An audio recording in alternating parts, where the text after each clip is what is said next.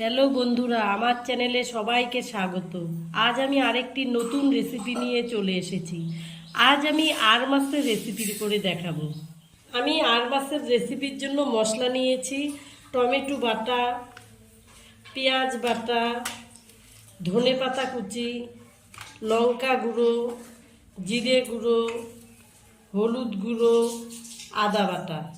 আমি আর মাছটাকে আলু দিয়ে বানাবো, তার জন্য আমি আলু কেটে রেখেছি আর কাঁচা লঙ্কা চিড়ে নিয়েছি।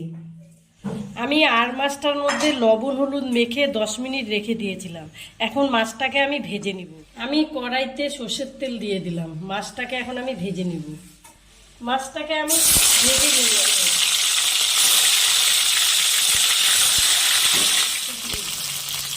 মাছটা আমার এক পাশ ভাজা হয়ে গেছে। এখন আমি মাছটাকে উল্টে দিব।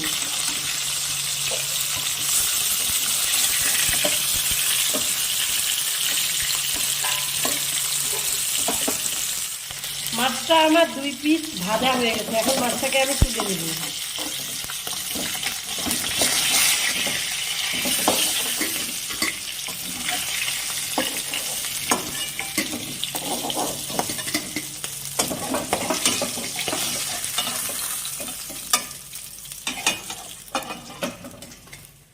এইভাবে আমি সব মাছগুলোকে ভেজে নিব।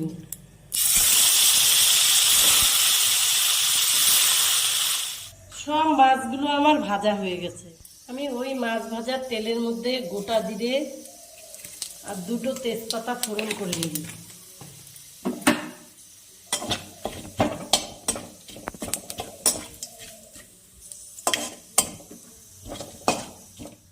এবার আমি তেলের মধ্যে আলুগুলোকে ছেড়ে দিই।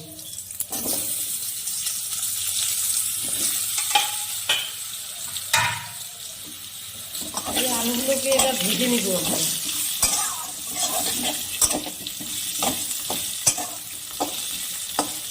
হালকা লাল করে ভেজে নিব। এবার আলুগুলো আমার হালকা ভাজা হয়ে গেছে। এখানে অল্প আদা বাটা,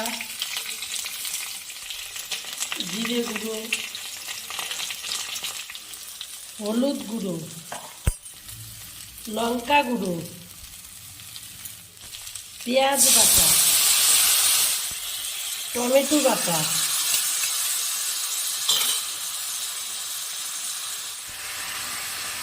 লবণ পরিমাণ মতন। এখন আমি মশলাটাকে ভালো করে কষিয়ে নেব।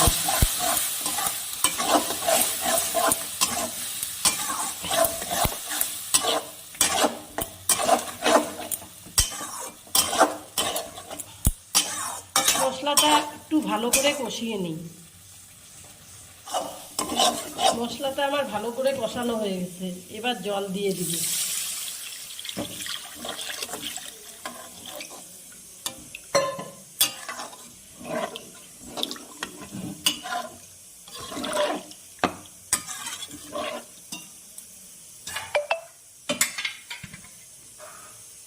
এবার আমি ঢাকনা দিয়ে দিলাম।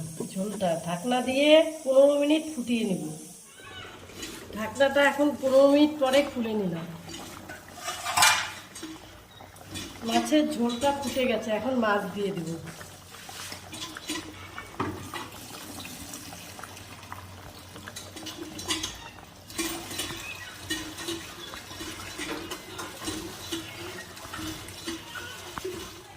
এবার আমি কটা উপর দিয়ে চেরা কাঁচা লঙ্কা দিয়ে দিলাম। দিয়ে 5 মিনিট ফুটিয়ে নেব। 5 মিনিট পরে ঢাকনাটা খুলে নিলাম। এখন ধনেপাতা কুচি দিয়ে দিলাম। আমার আর মাছের ঝোলটা হয়ে গেছে।